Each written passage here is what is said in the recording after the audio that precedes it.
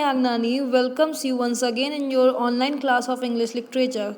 Class, as you know, earlier we have completed the book filling of the chapter 11, Empress of Ice, and today we are proceeding with the reference to contest part of the same chapter. And for this, I would like to request you all to open your English literature book as well as English literature copy. Mention today's date CW. So, as you can see, that you have to open page number 126. Over there you can see second part of RTC is it is extremely cold in the Antarctica regions, so penguins have ways to keep warm. When the cold wind blow, penguin huddle together to keep warm.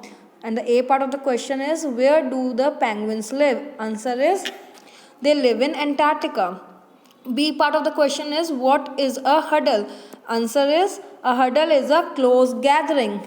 Now the C part is, what happens when a penguin feels warm and comfortable in the center of a huddle? And the answer is, when a penguin feels warm and comfortable, it moves to the edge of the huddle. They gives other a chance to come to center. Now come on the third part of RTC. It is, emperor penguins do not build nests like most other birds do.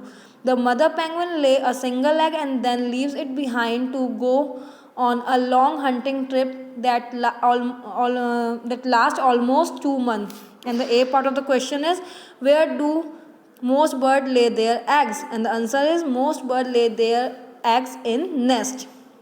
Now the B part is, why does mother penguin go on a long hunting trip? And the answer is, she goes on a long hunting trip to bring back belly full of food for the newly hatched chick.